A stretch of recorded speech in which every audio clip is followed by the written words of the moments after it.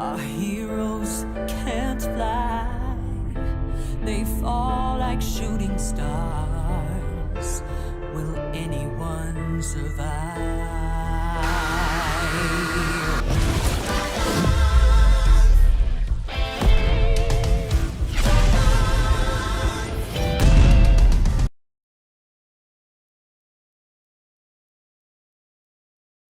What's up YouTube, SpeedByGeo here, and we're back with another deck profile. Today we're going to be going over Dragon Link. So, this deck has been hit not once, not twice, but 3 times on the ban list in the past year. And every single time people say, oh, surely the deck must be dead, right? Striker Dragon Limited, LP banned, surely this must be the end of Dragon Link, but I'm here to tell you, it's okay. It's obviously not the tier 1 meta threat that it has been for the past year and a half, but it is still a really good pick. And I decided to take this deck to locals today and actually ended up going undefeated 4-0 in locals with this deck. Just playing kind of a weird list, I'd say. It's definitely not the same as most lists that you'll see online, but it is still really powerful. Obviously, no LP and Striker Dragon Limited did hurt the deck a little bit, but generic dragon support is some of the most broken support ever created in the game. And so you could just still do some really unfair things. Pissy is still legal and Striker Dragon is still at 1. You can just still do some absolutely crazy things with this deck. And obviously, like I said, it's not a tier 1 meta threat by any stretch of the mind, but it is still a really good deck and you could do some really crazy things. So without further ado, let's go right into the deck profile. So the unique part about this deck is that it doesn't really adhere to a single engine. It's more of like an amalgamation of engines and just generic support cards that all have indirect synergy with each other. But the main focus is that they just provide so much card advantage and so many resources across multiple turns just to be able to out-resource your opponent and end up killing them, which is really good. So the first engine that we're going to be playing is our Rokket engine, starting with 3 Tracer, 2 Synchron, 1 Recharger, and 1 Apsa Router. So as this deck has been kind of at the forefront of the beta for the better part of almost 2 years now, this engine is obviously still really crazy. It took a little bit of a hit with the limiting of Striker Dragon, but don't get me wrong, this engine is still crazy. You can play around with the ratios a little bit. I will probably end up playing around with the ratios as I continue to test this deck. This deck profile is by no means perfect in any way. A lot of these ratios you might find play different for you, and obviously you can just mess around with these, but this is what I think felt the best for me, and it worked out today. So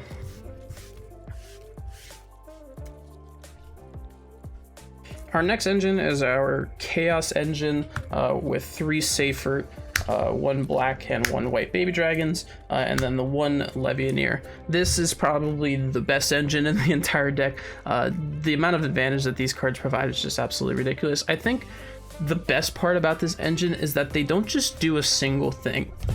There is not one of these cards that only has a single effect.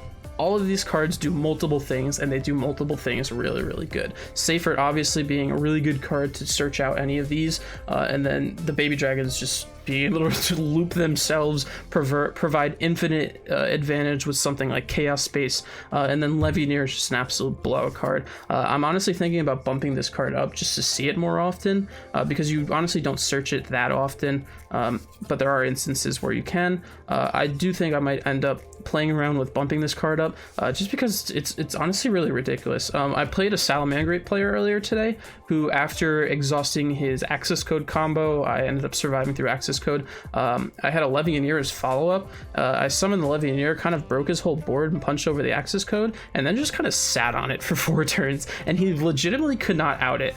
Even if he, I think he summoned a Baguska, set it to defense position, and then beat over it with something, and then the next turn I had Dragon Ravine on board, so I just dumped a Safer, banished the Safer, added back the Levianeer, summoned it, and then sat on it for 3 more turns until I killed him, which is really funny. This card is just absolutely ridiculous. The whole engine in tandem with a card like Chaos Space just provides so many resources over the course of a duel. Just absolutely ridiculous cards. Our next engine is a lot smaller than the other two. We have the 1 black metal and the 1 red MD as our red eyes. Black metal kind of engine thing. This engine seems lackluster at face value because it doesn't really come up in every single game. A lot of times you'll have better targets to dump to summon back with Pisty, and obviously we're only playing the one black metal, so it's not as consistent as your other engines like the Chaos and the Rokket engines, but there are a lot of times where this engine will come up in some way, shape, or form and basically take hands that seem like they don't do anything and make a full combo out of them. Red MD is an absolutely ridiculous card. Even with the errata, it's still unbelievable in the fact, like I said, it could take hands that seem like they don't do anything and turn them into a full combo. So you might think about cutting this, but honestly, I don't think I would cut it going forward, just because, like I said, it comes up a lot more than you think. Like, it might seem lackluster at face value, but this card will save you a lot more than you realize.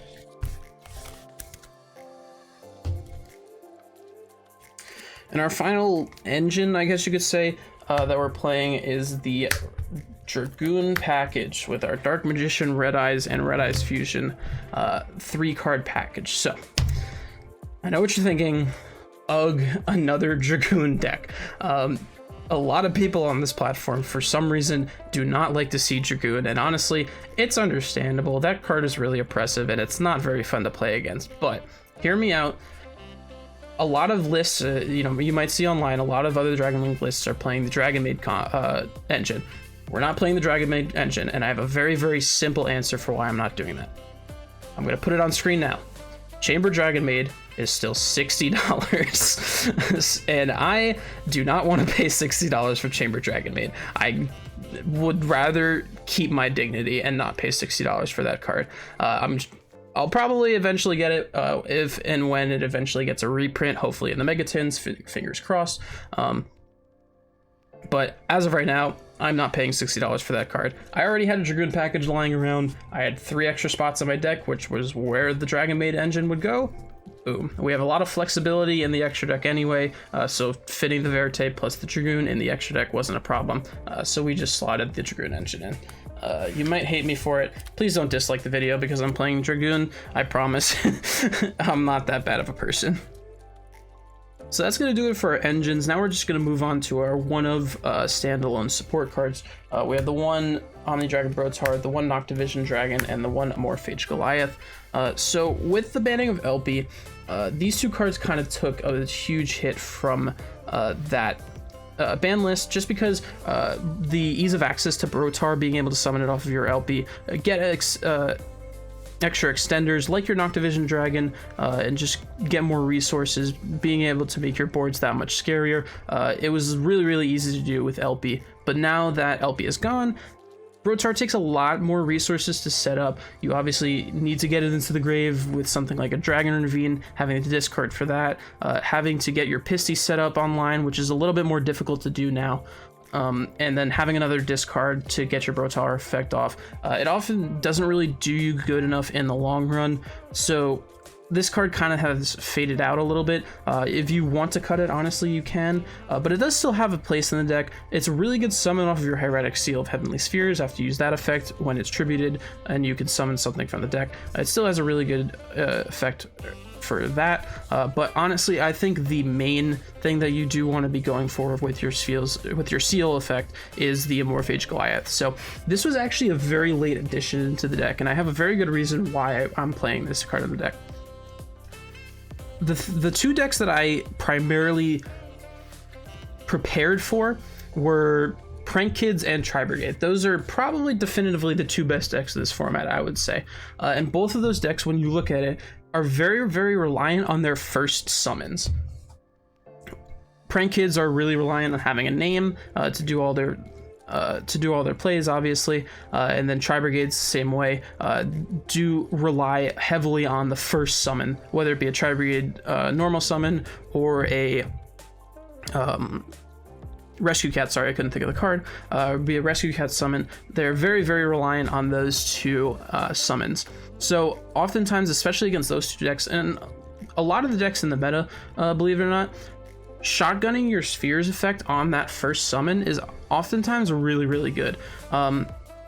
a lot of times when you end on your spheres for your going first board, what other decks will do in order to force out your spheres effect is they'll just normal summon a card, go to the battle phase, and try to beat over it because it has 0 attack. All they have to do is normal summon literally anything, and they can try to attack over it, which will then force you to use your seal effect and bounce that normal summon. That's a very efficient way for these decks to out the spheres very early, or make you shotgun the spheres early. However, what what it also does is use up their battle phase. So then after you use your seal effect and tribute it, you activate its other effect. Now you have a Goliath on field. Now they have no battle phase to beat over your 0 defense Goliath, and they also cannot special summon from the extra deck. This card has won me a ton of games today, and it's honestly a really, really good card to have, and I think that this is the primary card that you would likely summon off your spheres effect. It's also really easy to out on your own turn. All you have to do is just have access to a Rokket Tracer or something of the sort, or even like a Safer can actually send this card for its first effect to search out like a Levianeer or something like that. So it's a really impressive card to lock down your opponent, and it's also easily outable on your turn, so it doesn't stop your own plays. So now we're going to move on to the hand traps. I'm not going to go too in depth on the hand trap lineup, specifically because a lot of these hand traps are very format dependent. If you're watching this card in the future in a different format, some of these hand traps might not be good for the build that you will want to go for the current format. So I'm not going to go too in depth. Obviously, as always, the hand traps are very interchangeable based on format, except these first two. So the first one we're playing is, oddly enough, another dragon, the one of Fantastical Dragon Phantasme. Phantasme is obviously a really good hand trap this format. Just also really good at breaking up dead hands. This deck doesn't brick often, but sometimes you do want a couple extra extenders, maybe even a couple extra hand traps, and just having a card like Phantasme that can unbrick hands like that is really good. It's also searchable off of something like Brotar, so it's a really good card to have.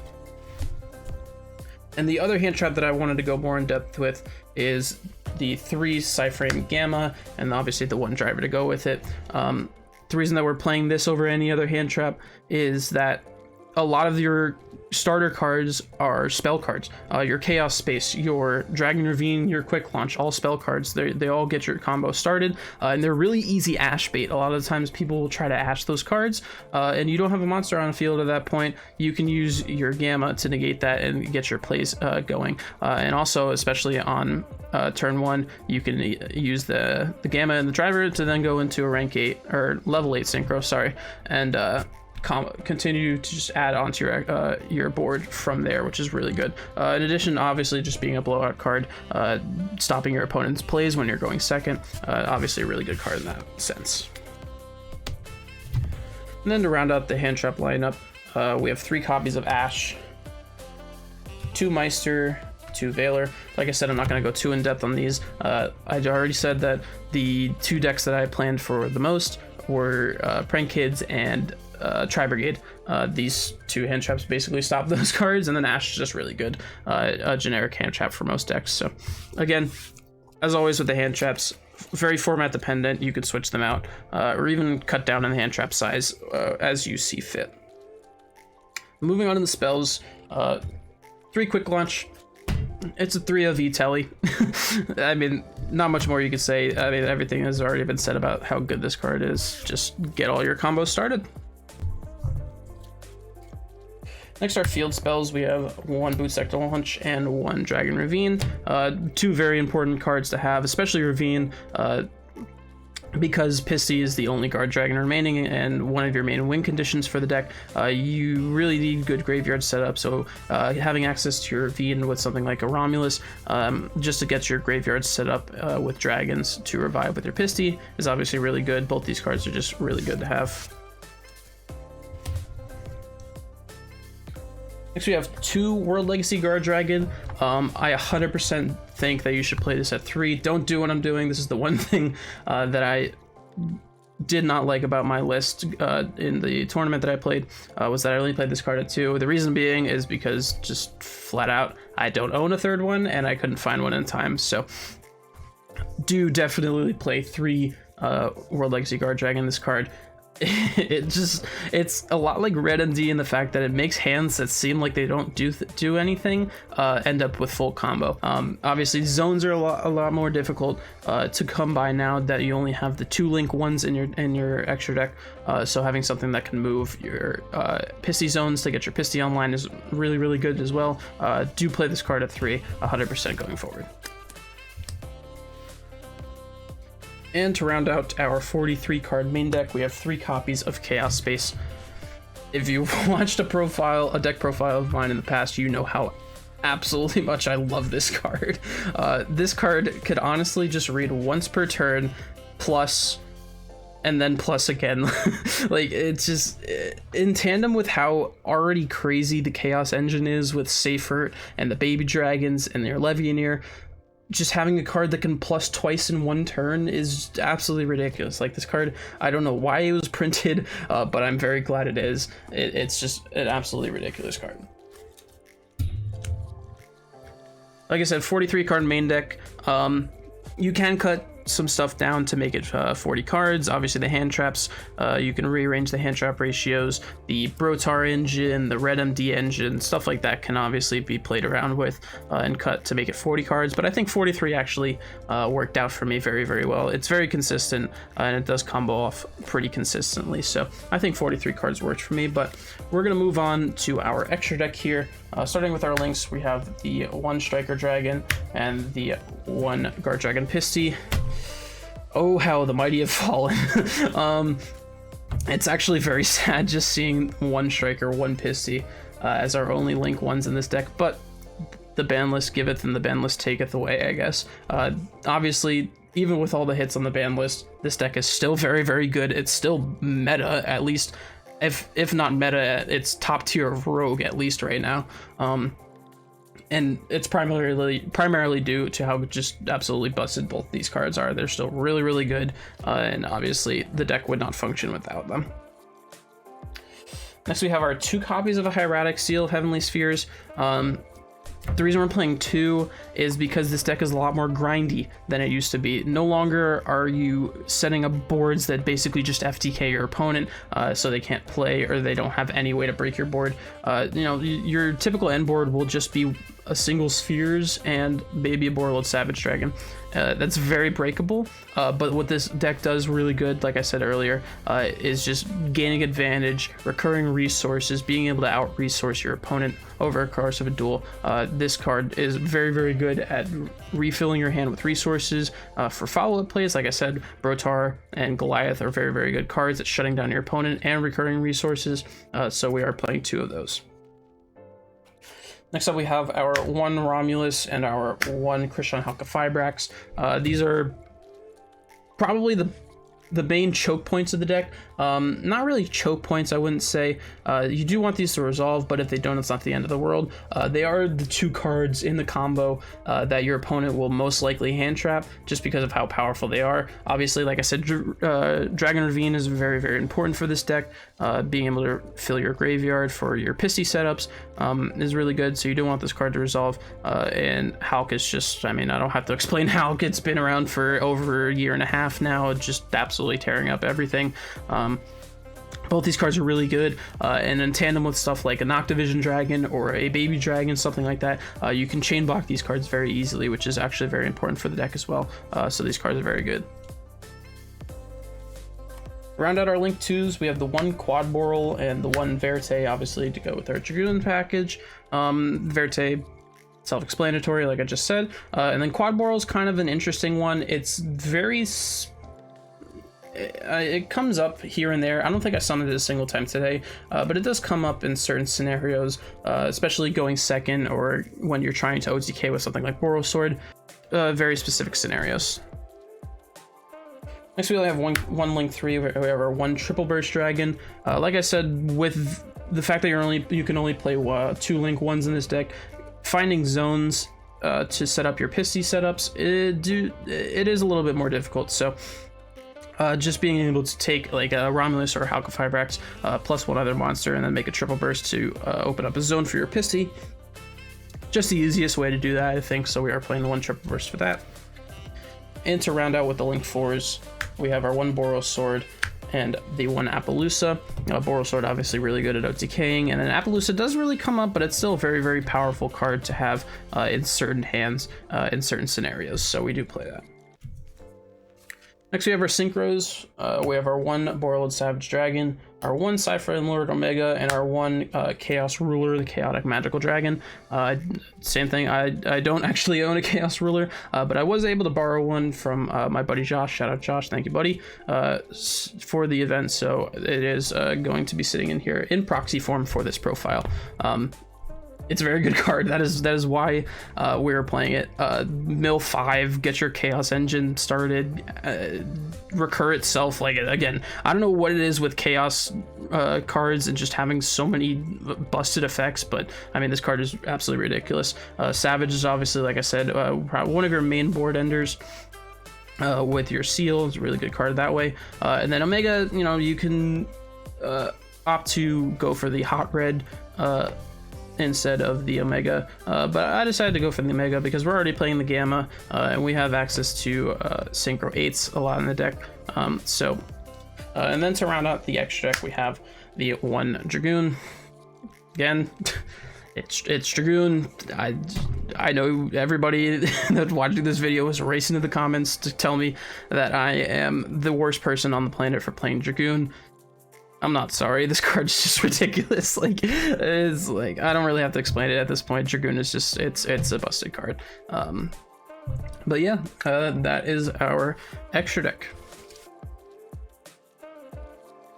And that about wraps it up for the deck profiles. So if you guys would like to see a combo tutorial or a series of replays with the deck going forward, do let me know in the comments. I'll be sure to upload something like that in the coming days. As well as if you guys would like to see me do some more locals style content where I go to locals and record some of my matches for you guys to see. I think that would be really cool, but let me know in the comments if you'd like to see me do that. Thank you guys so much for the support as always. I know my upload schedule isn't very consistent as of right now. I'm still trying to kind of figure out this whole YouTube thing out, but I appreciate you guys bearing with me through this whole thing. So, but that's all I got. So, as always, thank you guys so much for watching, and I'll see you in the next one. Peace!